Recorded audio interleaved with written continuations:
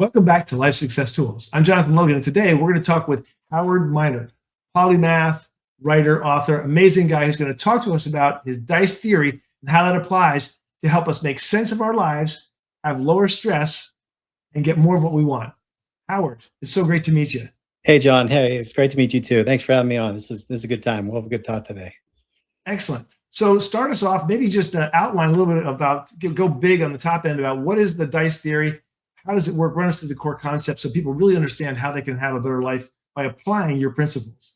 Yeah, so I guess a little bit of background first. By trade, I'm actually a software engineer, more specifically a database administrator. So most of my career has been in healthcare IT, designing databases and things. So when you go to a doctor's office or whatever, and they are not paying attention to anything you say because they're busy typing in their little laptop, it was my job to actually go and pull that data out of the database system and send it to the state and the government and all that stuff. So really complex systems. So most of my line of work is trying to simplify complex ideas and concepts and so forth. And most software engineers will tell you like that's what they end up doing, is trying to simplify. The second quick story I'll tell is just after college, I was looking for a nice hobby or something, and for some reason I started playing darts. It's just a silly game or something, but playing a league and you go to a couple bars and you play darts, and I thought, one day I'm going to get really good at this because it was just easy to play. So I just started practicing and focusing, and I got really good enough to be nationally competitive and went to tournaments all over the country. And what struck me about that is that even though I got to a really high level, compared to like the elite players, I was still trash. Like, it really gave me a perspective on like what potential humans can actually do. We see this in sports all the time too, but it really got me thinking of like, how can I explain this phenomenon? How can I try to come up with some sort of analogy to explain the complexities of all of these human differences and human nature into something that's easier to digest. And kicking around a little bit, that's kind of how I came up with the DICE theory. So that's kind of how it started. So in order to do that, I guess to summarize it, we get through a few steps of it, but essentially, even if you don't like gambling, you're doing it every day, whether you like it or not. And so much of our life is dependent upon so many random things that we can and can't control. So if we step through this, we're going to kind of like go through some different scenarios of things that we get a dice roll about. So we start with like things that where we were born. You don't have any control over that. Right. Your family's financial status. That's a dice roll that you get. Could be low, could be high. Your genetics, who your parents were. Those are all things that are kind of assigned to you, that some are good, some are bad, but those are with you for the rest of your life, whether you have control over or not. So you kind of imagine each one of those things as a roll of a dice that go into your bag. And then the next set of dice that you get are things that, in your early childhood that may affect you. They may or may not, you may or may not have control over them, but they're also assigned to you. These are natural aptitudes and abilities. Like maybe you're really good at mathematics or athletic, or are you an introvert or patience, things like that. Things are traits that you might show tendencies for, but they may not be good or bad, but they're influenced probably by your early childhood. Your parents kind of do this. So again, they're kind of like on the fence of like, you're born with them, but they're also influenced by early things. So there's so many things that start going into your bag of dice. Who your childhood friends were, what values did your parents install on you, what religion, what morals, did they push you to do your homework, did they encourage you, did you have parents at all? All of those things start to mix up and interact with each other, and you kind of visualize yourself and others as this bag of dice that we have.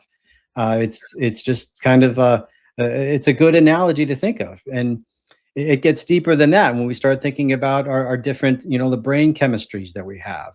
There's all these different hormones and and emotions floating around, and all of those are dice that interact with each other and kind of grow in your worldview and so forth. So you kind of have to picture all those different factors as a bag of dice. That's really the core analogy. And what you do from there is then it leads off to all different kinds of different situations and things to explain human interactions and our potential and our situations and things like that. So that's the Wow. core, and we can start with that and build from there in whichever direction you want to go.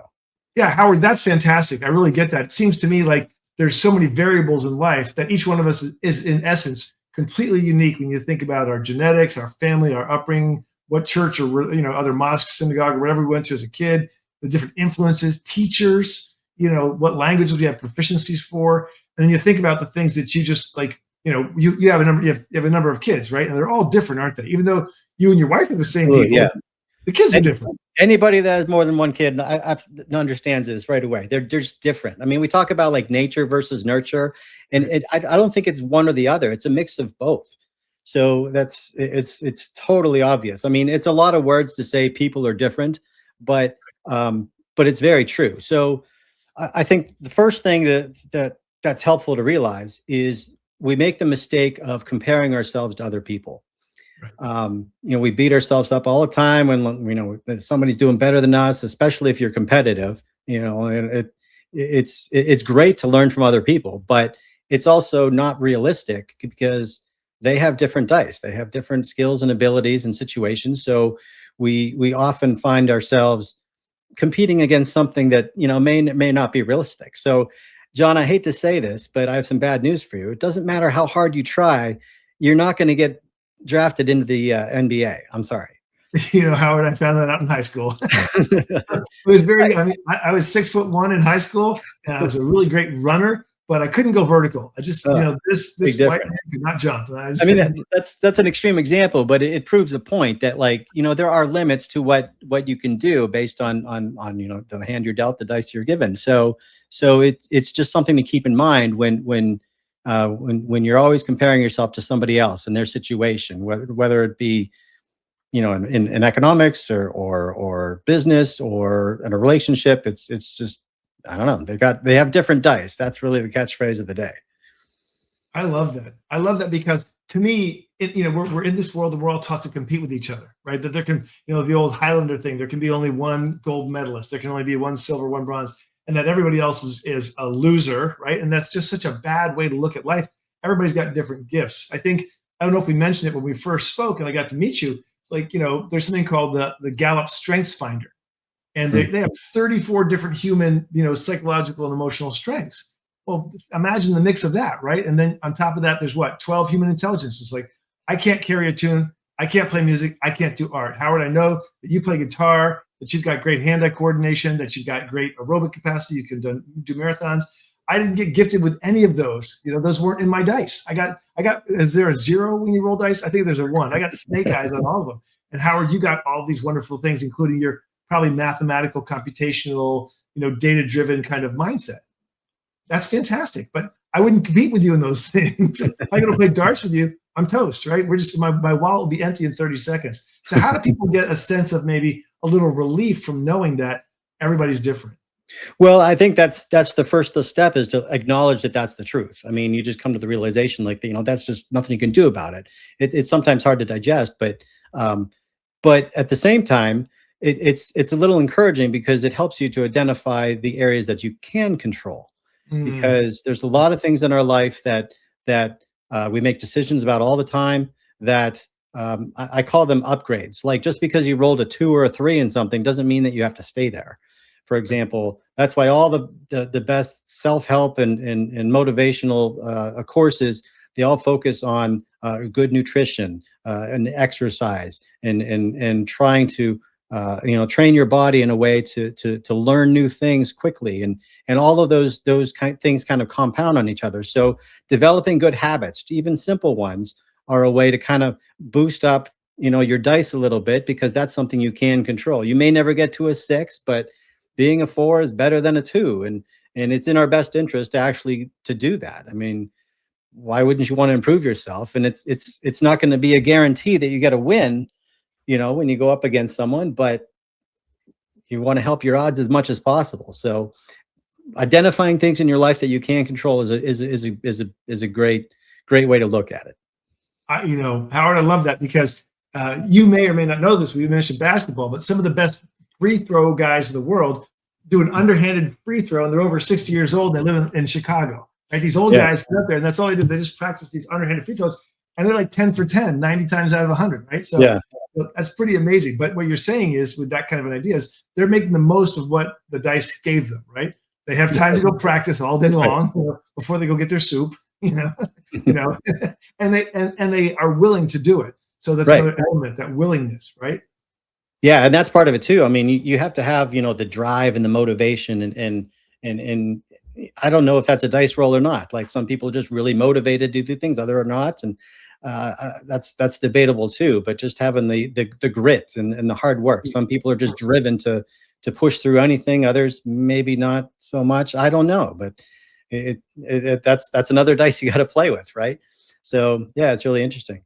But it's incredible what people can do. So once you identify kind of what you're good at, you got to try different things, different skills, different hobbies, find out what you're good at, and then leverage that. Use those skills that you're good at, and that kind of gives you a strategy. If you think of life as a big adventure game, you're a character here, and depending on what skills you have, that's going to affect your strategy. If you're really good at working with your hands or being mechanical, you'd probably be better off being a mechanic than an accountant, for example. So, but you're not going to know that until you try these different skills, find out what you're good at, and then leverage it. So it doesn't make sense for a mechanic to compare themselves to an accountant. They have different skills, different traits, and it goes back to just trying to understand that people are different. So that's a good way to look at it too. Absolutely. When I was in high school, I lived in Texas, and my best friend was a runner, and I could run all day long. I could eat well. I could sleep well. I could do all these things, and there's no way I could keep up with him. And he was he was one of these natural runners, and he would win, first, second, or third, and all these championships and races and stuff like that. And then he stopped running after high school because he didn't like it. I was like, "Are you kidding? I love running, but I can't do it. That's not my jam." But I find it very interesting because there's a kind of a thing. It's like you were given a bunch of gifts, right, in life, whatever your dice are to start with. And some of those are causal. Some of those are genetic. Some of those are just where you're, like, if you and I had been born in, say, Indonesia, we'd be different people, right? Just by nature of the situation. But for example, some of it's also belief, Howard. So I had always thought I wasn't a good athlete in high school. I always thought I was weak. I didn't grow up with my dad. Didn't know all these things, And then I found out, I think maybe in my 30s, that my dad was like athlete who had every single letter in high school. He was the high school football, star. He was the quarterback several years in high school. Then went on to play, at Choate, and then all these kinds of things. And he was a super athlete. And I was like, well, And then I finally got 23andMe, and I did the genetic testing for me and my dad, and we have this exact same athletic gene. And I was like, wait a minute, I didn't know I had that. So I'm actually now in my early mid 60s. I'm actually in the gym doing personal best with weightlifting, with strength training, with endurance. I mean, I didn't know I had it. So I had this gift in the genetic background that I didn't know. But once my mind figured it out, I was like, well, let's go get it. Yeah. I think part of your dice theory that's so empowering is that it's like an Easter egg hunt. You got to go look for what you're good at. And you got to go try things. And not only that, like you just said, like once you identified that, once you find something you're good at, that's kind of your body telling you what you were meant to do. So you can leverage that gift to kind of like, your body wants to do those things. Your body wants to be active because that's what the genetics are telling you. So when you do those things that you love to do, that you're meant to do, you feel better because that's what your biology is telling you. I love that. And the whole concept of trying it and finding out how it feels for you is great. Like, I love music, but Mongo can't, I don't have rhythm. I don't have an ear for tune. I have none of it. I love music, but I love learning. I love reading. I love writing. And so that's what I'm doing. And I love sharing that information. So that's what I do. It's like, throw a bunch of dice on the table. That's the only way you're going to find out which ones turn up. I love that. Try and find out how it feels. If it feels good, do more, right? So it can't carry to them. But I know people who are singers. I have a friend, his wife is a singer. She's also a coach. There's a whole bunch of cool stuff. Amazing. She didn't know she could sing. And then she started to sing. And then Now she's doing performances. I mean, here all this time she had this ability to sing and no one had ever asked her. But he just heard her sing around the house. Goes, you have a pretty good voice. Yeah, you never know. Yeah. Yeah. Right? It's kind of neat when you look at it, but yeah, it's that's what we do. That's kind of the game, right? To find out what you can do and then go for it. Get after it. So how do you think this relates? And I admit, I want to tell everybody, I've ordered your book. I want to read it. I love what I hear so far. It's coming from Amazon. It's supposed to be here tomorrow. I'm like, oh, should I call Howard and wait? No, we'll do this. I'll do an epilogue at the end when I read it. But Howard, it seems to me that this is not only a big relief, but it's exciting. People can really lean into their lives with this, don't you think? I mean, doesn't this open a whole new door, a whole new life for people? Well, it should. I mean, it's just. I mean, of course, it's good to compare yourself. You can learn a lot from them, and that's absolutely do that. But in the back of your mind, keep in mind that the bag of dice is there with probabilities. It doesn't guarantee success no matter what you do, but that's just part of it. And there's so many other directions this goes in too. Just dealing with. We talked about upgrades. The same works in the other direction. I call those downgrades. Oh, wow. Things that can take you from a 4 or a 5 back down to a 2. I mean, drugs or sex or alcohol or anger or pick your vice or something. Those are things that start to diminish our odds. They can work in the other direction too. Anybody raising kids again knows this. I mean, that's the reason we keep our kids away from those bad stuff, because life is hard enough as it is. It's really hard, and there's no reason to make it any tougher by downgrading your dice and giving you less odds on doing what you need to do. So it's another good way to look at it too. And again, that's a lot of things that we can control, and it's easier for some people than others because we all got different dice. I mean, people would deal with addictions at different levels. There's different intensities, and what works for one person may not work as strongly as someone else, and that's the reality as well. So that falls into there too. Wow, I love it. It gets back to the old proverb, to thine own self be true, right? Mm-hmm. And like the more you know yourself, the more you understand who you are. You don't have to compete with this person or with that person. You can just be yourself and enjoy your life. That's right? The idea. Isn't that powerful? I mean, we get this one gift of life. It's so incredible. It's like, get out there and get after it. And thinking about the downward spiral, you were kind of like downward scaling that you talk about with the dice, right? You go from a 4 to a 1 because you're doing drugs or alcohol, you're spending all your money on gambling or whatever online, all those kinds of things. So that just means that if we can drive the plane downward, we can pull back up and get our altitude back up, right? Yeah, no, that's exactly. I mean, it works both directions. And here's another angle too for you to chew on. It's something that I call a number bias. So we look at our worldview. We understand the world just based on our experiences and what we think should happen. So I think people have a tendency to assume that other people have the same dice that they do, because we understand the world just based on our perspective. So if somebody else has a different experience or a different chemistry in their brain, different worldview or something, we tend to think they're wrong or they don't know what they're talking about, or it causes a lot of friction in relationships because their dice are giving them a completely different understanding of the world. Now, whether they're right or wrong, that's a different situation.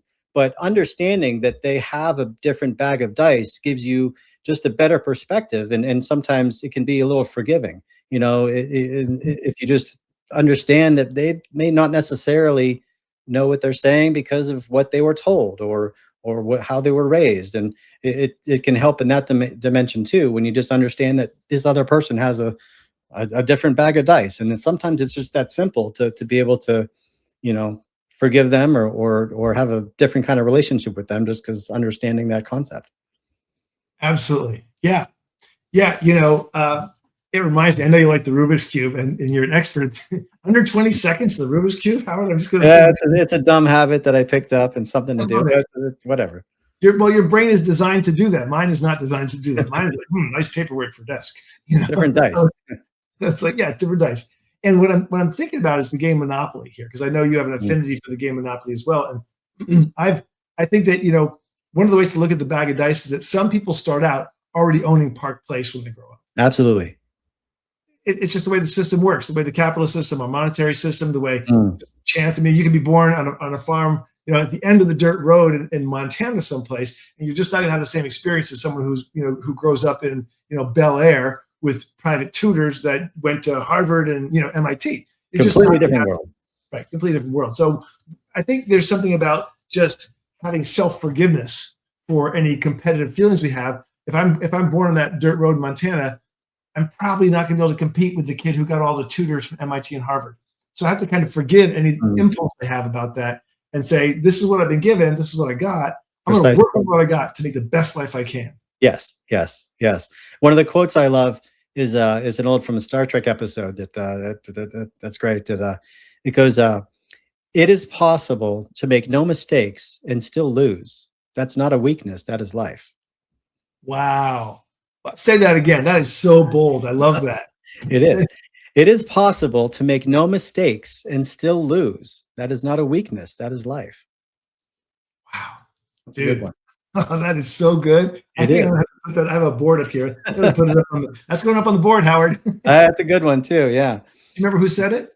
It was Jean-Luc Picard in some Star Trek episode or something. There's a lot of good like philosophy in that show. It's nice. Yes. So Yes.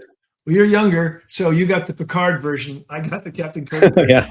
Well, Captain Kirk would have blown up the ship first before asking questions, but that's fine. Exactly. Well, Yeah. let's do this. I want to have you back on again. This has been so good. But I'd love it if you could just take a minute now and just maybe think of 2 or 3, things that people can do today to start to apply the bag of dice, the dice theory in their life. What can they do to really go out and use today? 2 or 3 things that can go, I can do this now. I can start with this now. I can start with this now. And then when I get Howard's book, I'll do the rest. But really, what would you? Good stuff. Well, I'll give you another quote. This is a good one. Kind of goes with our what you can control or not. This is a good one here. I get this right. Marriage is hard. Divorce is hard. Choose your hard. Obesity is hard. Being fit is hard. Choose your hard. Being in debt is hard. Being financially disciplined is hard. Choose your hard. Communication is hard. Not communicating is hard. Choose your hard. Life will never be easy. It will always be hard, but we can choose our hard. So pick wisely. Wow. There you go. Did you knock it out of the park with these That's good quotes? stuff. Yeah. Yeah. Now there's a lot of things that we don't choose our heart. I mean, you get sick, there's cancer, there's all sorts of things. You didn't choose that, and that's not the way it works. But again, it's good to identify the things that you can control and focus on those and do the best you can. Why not? I love that. I love that. And especially, there's a lot of people who, when you get to be my age, you start to hear about friends getting cancer and so forth, and parents get cancer, and these kinds of things happen. It's like, Well, how they respond. I knew someone who got cancer, and the minute she got cancer, I said, no problem. I'm going to the Google. I'm going to go to the books. I'm going to read because I'm a really good educator and learner about those things. And I came back to her and I said, okay, I got all this information I want to share. There's tons of ideas and options. And she said, I already know what's going to happen. She didn't want to hear the rest. So the dice that she chose, right? The roll dice she chose was a 1 or a 0. I don't want to know about it. I'm not going to take my options, right? She didn't want to hear all the different new therapies, medicines, how much prayer works, right? In terms of healing. There's so many things for people. She didn't want to hear it. Now, someone else could make a different decision and get a different outcome. Yeah, yeah. And again, that's kind of your dice speaking to you too. I mean, different people will attack things in different ways, and it's amazing that 2 people can come up with different solutions or questions about the same thing. Again, just because they have different motivations, different brain chemistry, and that's okay. It's another way to explain all the differences and variations of human strategies and opinions and thoughts. Absolutely. Yeah. So Howard, let's do this. I always like to ask one question at the end, which is this: if you could suddenly grab the microphone of the world, and it doesn't matter what TV show or Netflix or someone's reading a book or sleeping, suddenly they get to hear this voice and it gives them one piece of advice or an insight. What would you like to tell the whole world if you had a chance to speak to every human being, automatically translated into every language? What would you? Gosh, I don't know. Well, you'd have to explain to them what the bag of dice means first. But a good thing is just to think, what dice do you have in your bag? Try to identify yourself and try to know what you're good at, and like everything we just talked about. I think it's eye-opening to try to think in those terms, just because people are different, and it's not a bad thing. It's just the way things are, and make the most of what you can. Oh, I love that. Howard, thank you very much. Howard Miner, tell everybody where they can find you if they haven't met you yet. I do have a website. It's kind of a work in progress, but it's just my name, howardminer.com. There's some random articles in there and contact information if you need, but there you go. Awesome. Thank you so much, Howard. We're going to put all of your links down below so people have to go search for them, links to your book, some other things in there. I really want to appreciate you for your time. Love to have you back on again. Fantastic, John. Thank you so much. You got it, Howard. It's been great. Thank you.